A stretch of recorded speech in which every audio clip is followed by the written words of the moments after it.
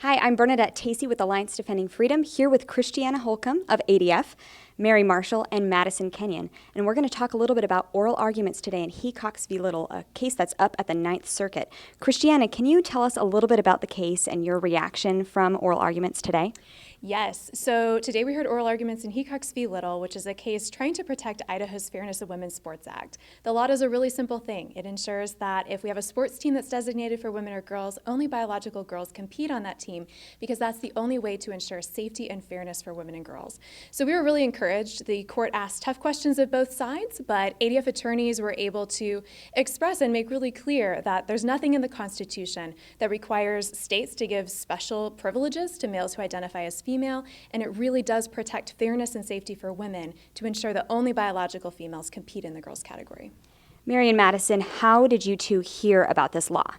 I first heard about it through the news, and I was really excited about it, and I really was excited for it. I wanted it to pass.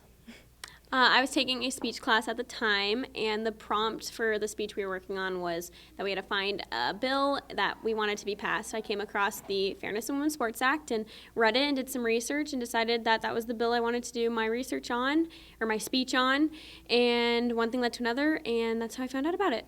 Now tell us how you got into running, Maddie. Yeah, so I started running in 6th grade to stay in shape for soccer. By the time I got to high school, I joined the track team and realized that I was a lot better at running than I was at soccer, and so it took me to college. And Mary? I started running in 8th grade and then into high school, and that's when I really fell in love with running and realized that I wanted to continue competing in college. And I understand that both of you have competed against biological males while competing. Can you tell us a little bit about that experience and how that made you feel? Yeah, my first experience was actually at my first college cross-country race. I found out I was going to be competing against a biological male.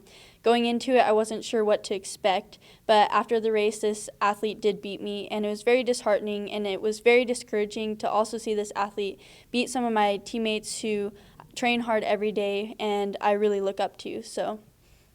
Yeah, so the same race as MK was the first one that I raced against a biological male, and I went in pretty open-minded knowing that the NCAA required certain requirements for a biological male to compete as female. But after the race, this individual had podiumed, and from the other 4 races that I raced against them, they had beat me and beat hundreds of other females, and it just really stuck out to me that the differences between biological males and females are too great to ignore.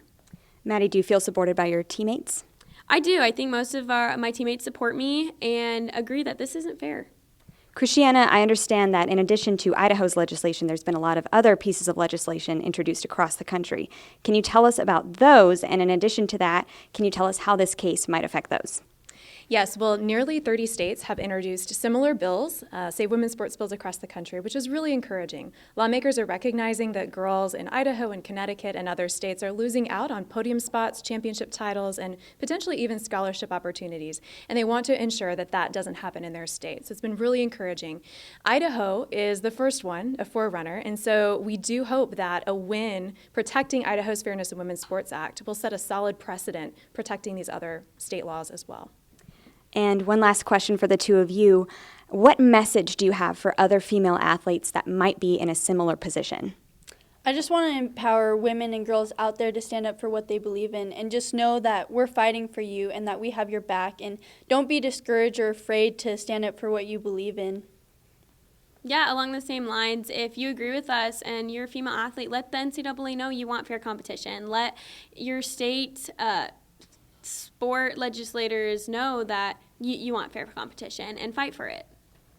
Well, thank you three for joining us today. Please follow us on Facebook, Twitter, and Instagram. Follow Alliance Defending Freedom, and we'll keep you updated on the case.